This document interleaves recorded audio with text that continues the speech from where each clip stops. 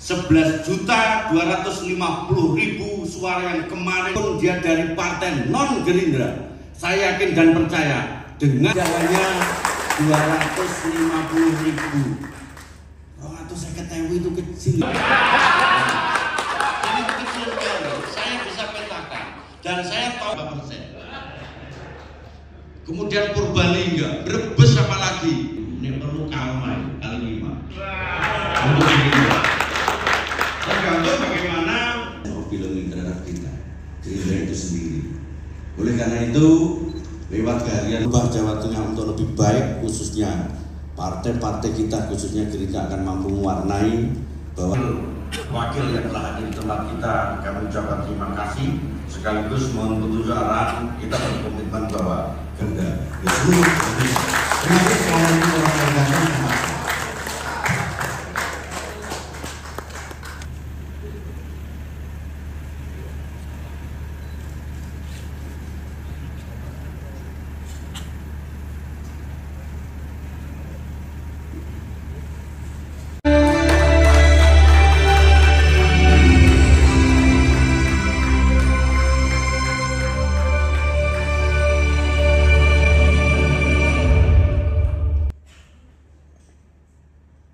Bismillahirrahmanirrahim. Halo.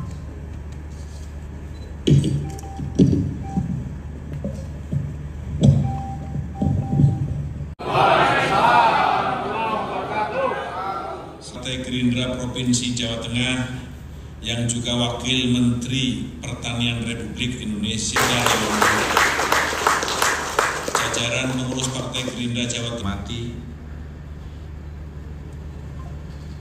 Gubernur Lutfi,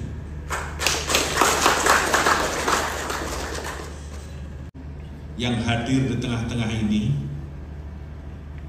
para ketua dan wakil ketua DPRD, Partai Gerindra menempatkan kader terbaiknya Indonesia.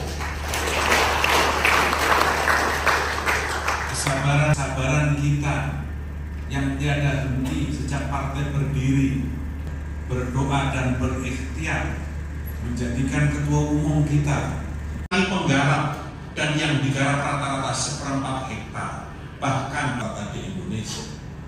Jika ini dibiarkan, maka kemiskinan akan tambah miskin, maka kemiskinan akan terus terjadi dan menimpa para petani kita.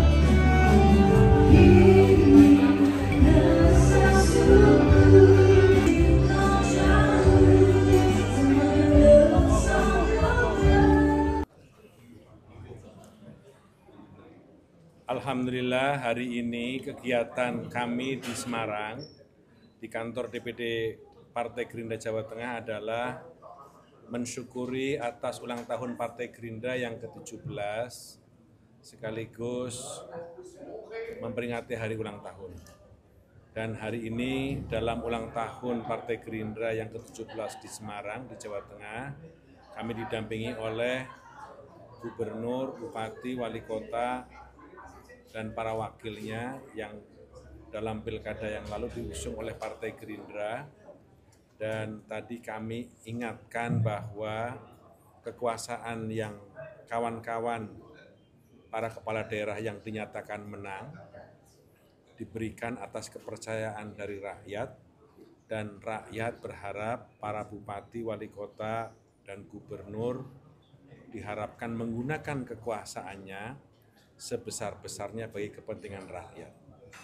Yang kedua, kami memahami bahwa ada persoalan di daerah-daerah, karena itu kita mendengar dan mencatat atas semua persoalan yang dihadapi seperti defisit anggaran dan berbagai macam persoalan, dan karena itu dengan komunikasi ini diharapkan kita menyampaikan beberapa problem sehingga masalah yang dihadapi oleh bupati, wali kota, gubernur bisa mendapatkan solusi atas berbagai persoalan tersebut. Yang ketiga, kami berharap di antara gubernur, bupati, wali kota dalam menjalankan program tetap terkonek dengan program pemerintah pusat, karena ini adalah satu kesatuan dari program pemerintah dari kabupaten, kota, provinsi hingga pemerintah pusat. Itulah beberapa hal yang kami sampaikan pada hari ini, dan tadi Gubernur Jawa Tengah terpilih, Ketua DPD Partai Gerindra Jawa Tengah Mas Sudaryono juga mengingatkan hal yang sama tentang perlunya konektivitas terhadap masalah-masalah yang berkembang di kabupaten, kota, dan provinsi. Saya kira itu. Memang tadi sudah ada arahan dari Pak Sekjen menurut dari DPP bahwa terutama gubernur, bupati, dan wakil bupati terpilih, kita sudah bentuk adanya tim transisi sebelum nanti dilakukan secara legitimate formal kita dilantik menjadi pejabat terpilih. Kita lakukan integrasi, di antara tim itu adalah integrasi dengan pemerintah pusat. Tidak hanya nawacita dari Bapak Presiden, tetapi beberapa kementerian sudah kita konekkan untuk melakukan eksplorasi di wilayah pembangunan kita. Termasuk nanti tidak hanya integrasi, juga kolaborasi dengan para bupati wali kota yang khususnya Gerindra yang hadir, termasuk bupati-bupati yang lain, sehingga Jawa Tengah nantinya linier dalam rangka mengemban amanat yang telah diberikan oleh mandat rakyat dalam rangka eksplorasi Jawa Tengah. Intinya itu. Pak PJ kan saat ini punya program, Pak. Ini nanti diteruskan atau bagaimana? Semuanya terus, jadi kita akan terus meneruskan ya. Termasuk mungkin ada beberapa perubahan anggaran yang harus segera kita laksanakan sebagai janji-janji politik kita terhadap masyarakat Jawa Tengah pada saat kita kampanye. Terkait efisiensi anggaran nanti berpengaruh nggak, Pak? Pengaruh ada, tetapi kan harus kita laksanakan. Jadi efisiensi itu kan berdasarkan Impres nomor 1 yang harus kita laksanakan. Efisiensinya diantaranya ada perjalanan dinas dan anggaran-anggaran lain, terutama transfer daerah ya.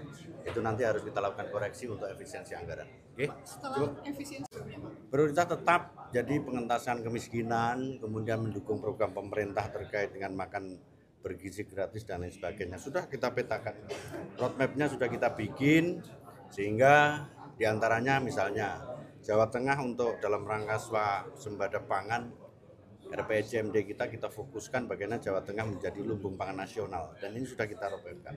Untuk pendidikan Pak, kan kalau tahun kemarin kan sempat termasuk SMK itu kan gratis ya Pak, itu masih gratis. Termasuk pendidikan. Jadi SMA gratis itu nanti kita prioritaskan kepada mereka yang miskin ekstrim yang putus sekolah.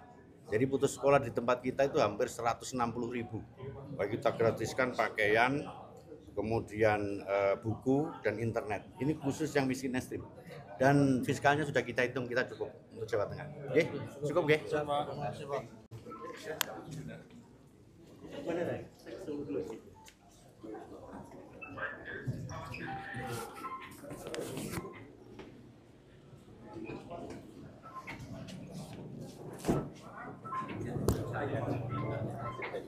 Enggak juga. Sekali-kali sama lu ngomong gitu kan.